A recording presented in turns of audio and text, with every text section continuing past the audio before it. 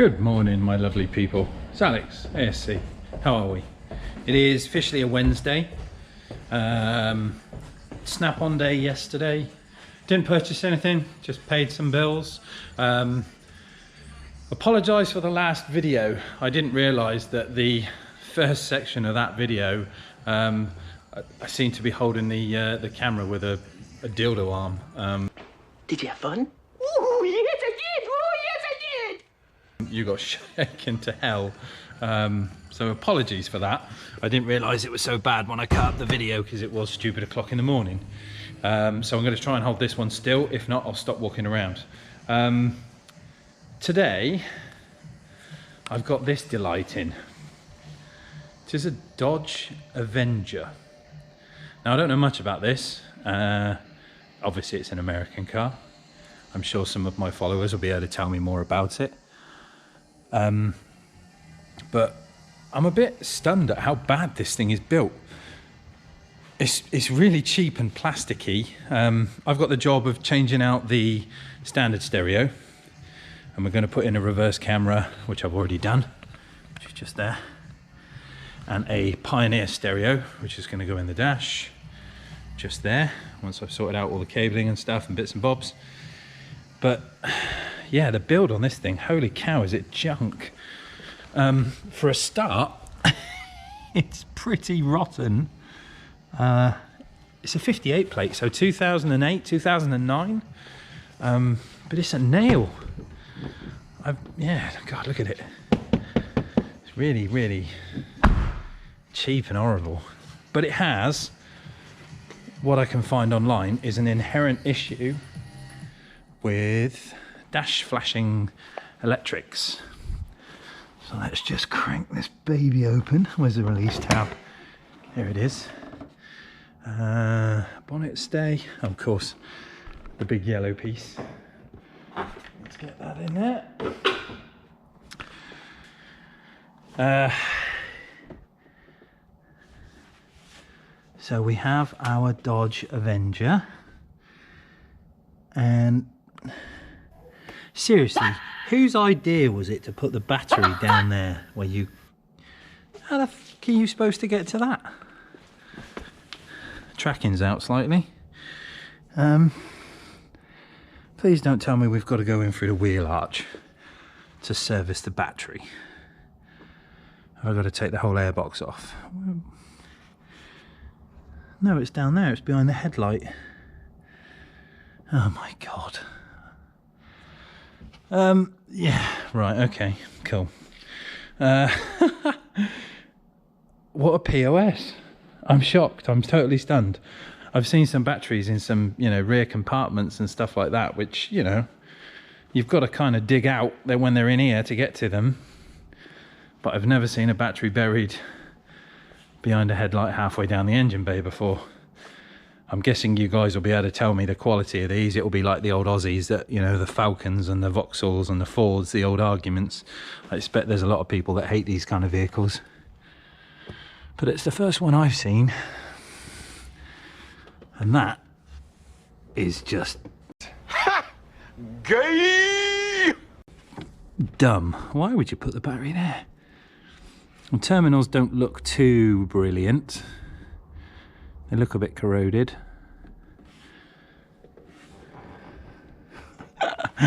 Oh, I get all the best jobs, I really do. Cool. I'm going to part company with you here, and I shall pop back when we've got the install finished. I'm just waiting on some more stuff coming in from London, my supplier. But we will chop it there once I've figured out how I'm going to get this battery out and check all the connections on the dash. What a treat. So, Alex, next in, my old mate Alan and his Rangy. We've done loads to this. Fascia kit, Pioneer, steering controls working, reverse camera. I have changed and made some custom little elements that would hold these LED bulbs. And now he wants all of the yellow lighting on. So we're going to do all the boot lights as well for LEDs. Get rid of the old school yellow lightings. We don't like that crap. Hello, how are we everyone? It is Monday. No, Monday? Yeah, it's Monday. We've got the Christmas lights on.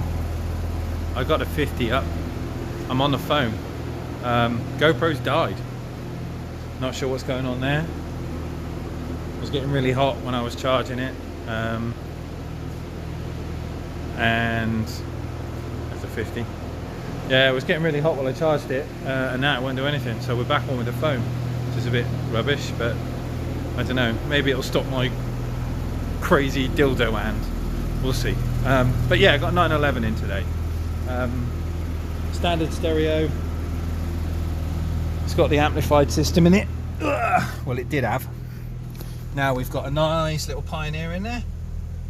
Looks pretty cool. Comes with a fascia kit to change all of this stuff, and obviously accept the new radio. But yeah, kind of suits it. The guy that got this 911 from an auction, it's not the best, if I'm honest. I think it's going to cost him a lot of money, but you know, he likes it. I tell you what, let's get a torch and you can see what I'm on about, because at the minute it's a bit blick.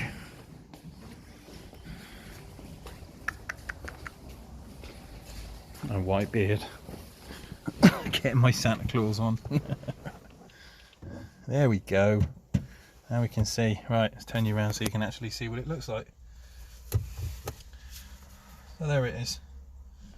So that PCN unit there's come out of it with a DVD the navigation and the phone, and we've now gone to a nice Pioneer.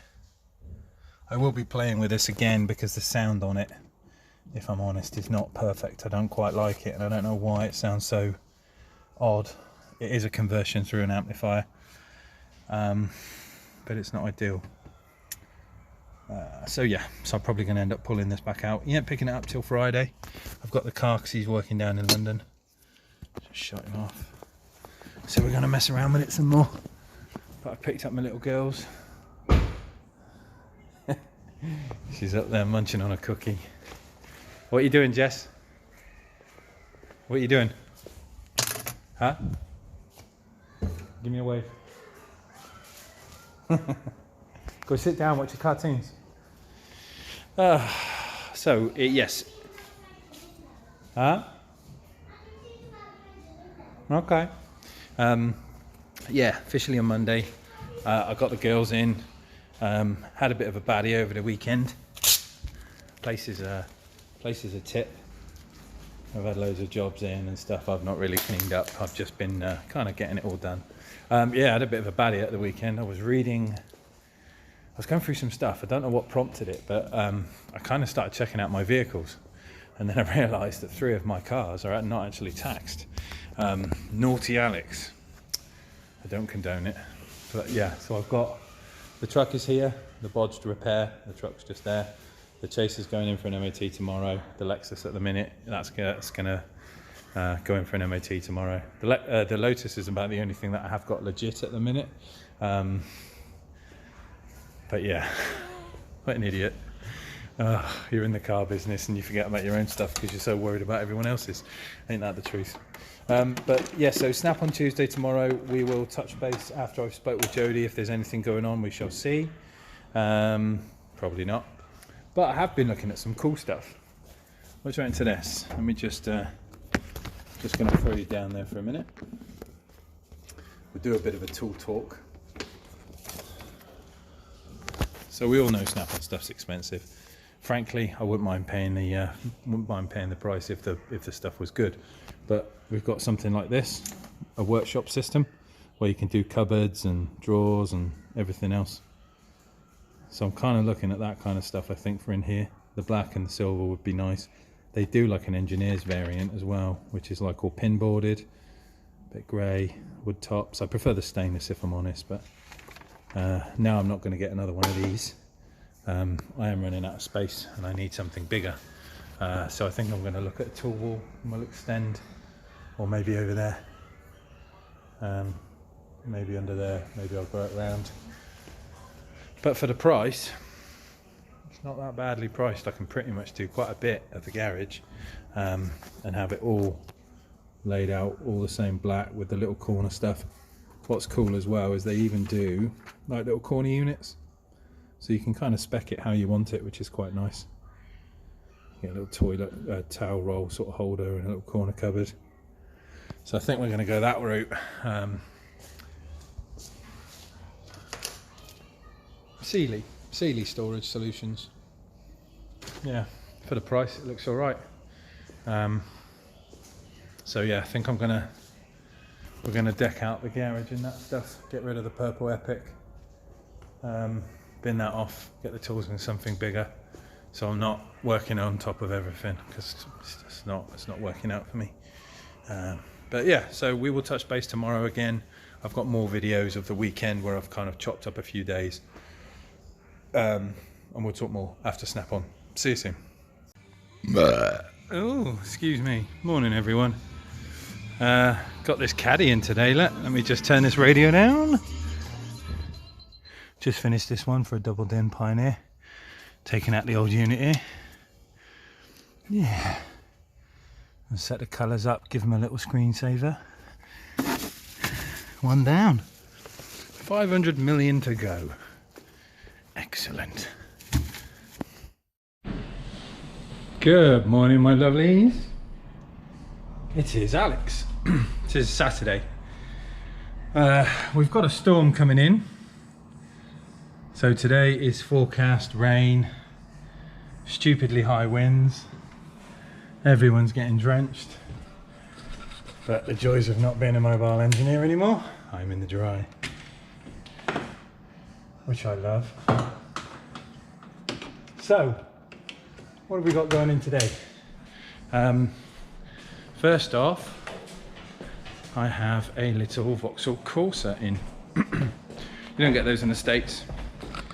But I'll show you what it is. It's having front and rear parking sensors, this one. So we're going to do a little how-to. So there's our Vauxhall Corsa. Excuse the LED lights. I know it says the GoPro mental. Let's just turn down this radio. So we've got front and rear parking sensors to do.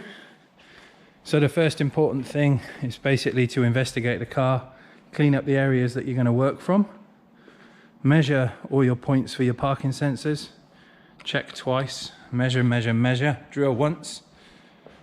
So I've already got the bat laid out where I'm going to go. I've just started this hole here, and I'm going to show you how to cut a bumper properly.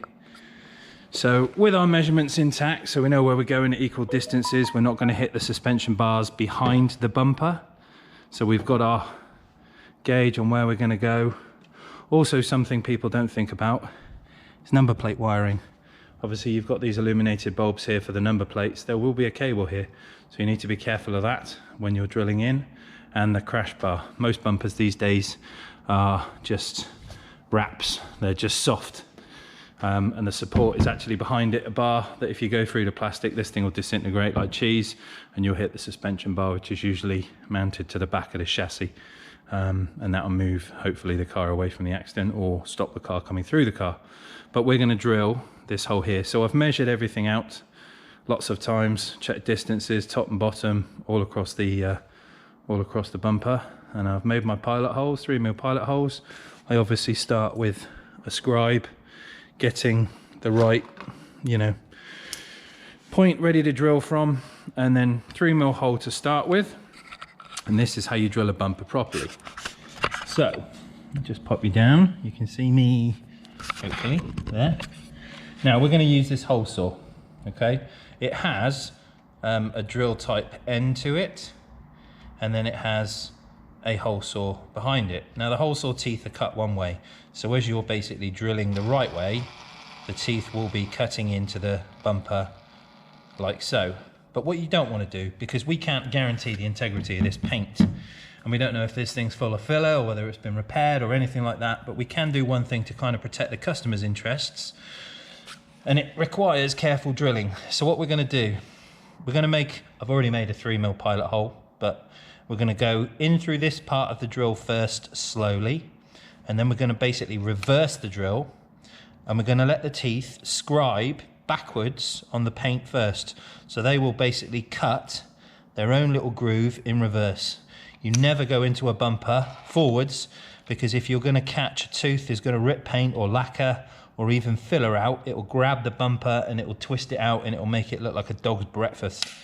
So we're going to go in forwards on the little piece, then we're going to go back off, we're going to go backwards and score our line, and then once we're in, we're going to go forwards and then cut the bumper through. So like this. So in first, forwards. I try and keep my fingers out of the way so you can see. So we go in forwards. When we know our pilot hole has gone all the way in, we'll go backwards. Let the drill rest against the back of the car. So it's scribing. So I'm just going to back that off. There you go. So you can see this is backwards. We've now scribed our hole into the bumper and we've cut the paint nice and neatly, still going backwards. So we've cut our paint area and severed our lacquer. That's now where we're going to drill. So then when we go it forwards, nice and gently, let the drill do the work. You don't need to push very hard.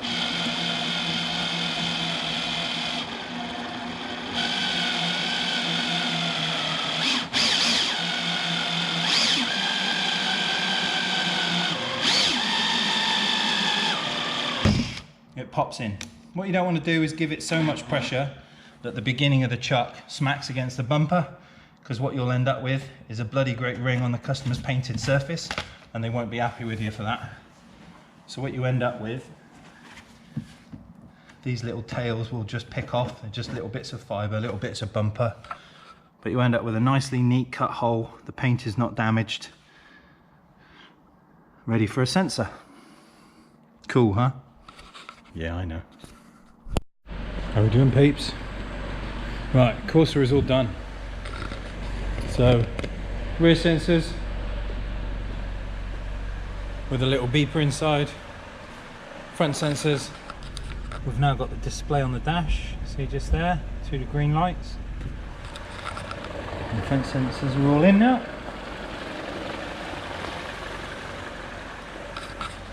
Looking so weird. Right, so let's give it a little bit of a shivvy, see what works. So we go for reverse, get 1 beep to say the sensor's active, and then as we totally fucking crash the car, no I'm joking, as we go backwards, hopefully it's going to find something.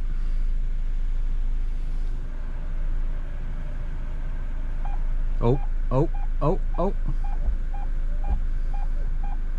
So the closer we get, the faster the beeps get. So we'll come away. Now, the front one, you see at the minute it's not even on.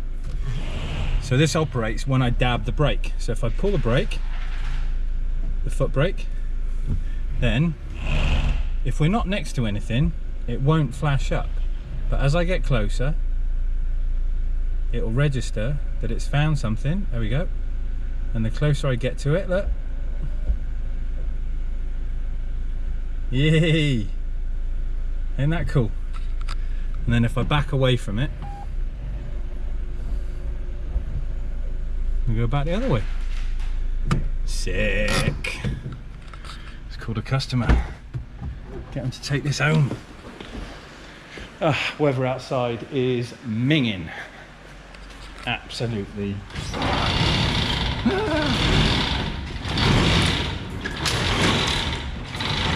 Rain's held off. We've got a bit of a leave situation. All them bushes are empty now. I'm going to be sweeping this shit up for weeks. Right, call the customer. Laters. Good evening, everyone. It's Alex. We are back in the workshop. It is nearly 7:30.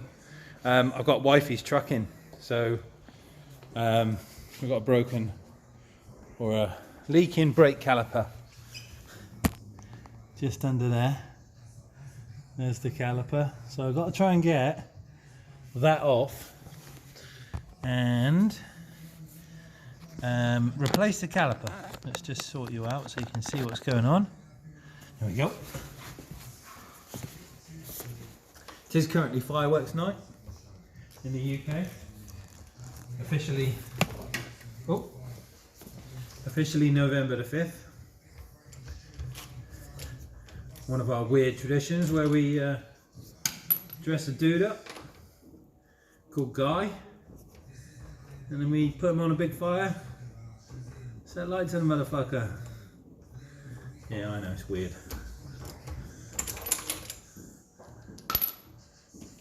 This will be a lot easier with one of these.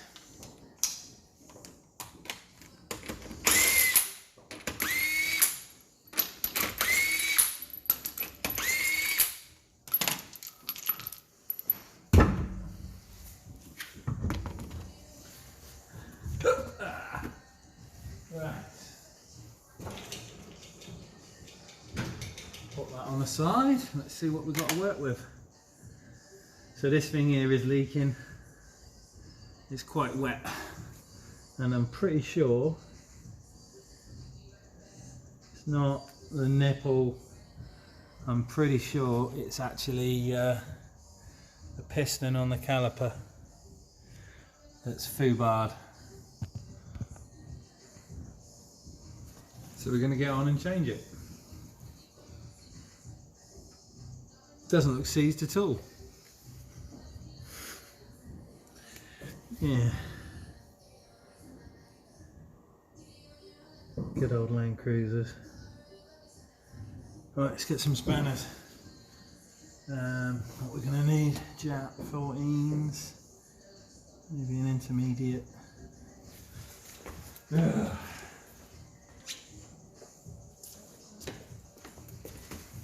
That's our new one.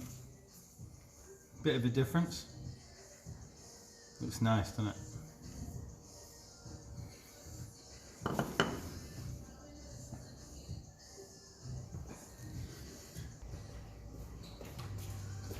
Right, let's give this a go. Lots of sockets, bit of wire brushage, the old slippy sauce.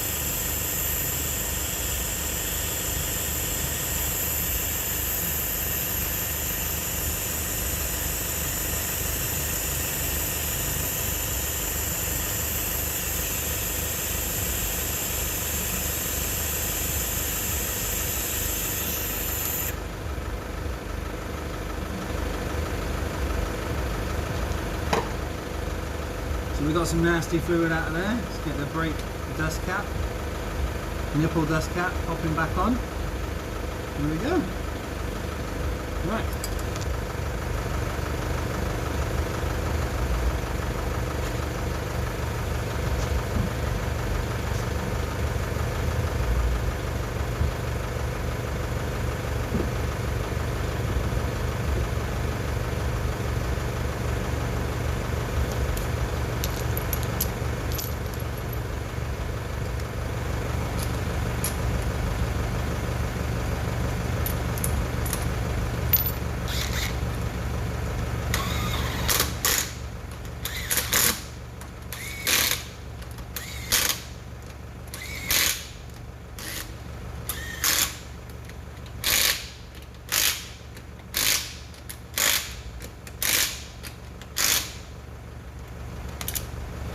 Cool. Drop it down, torque them up, jobs are good.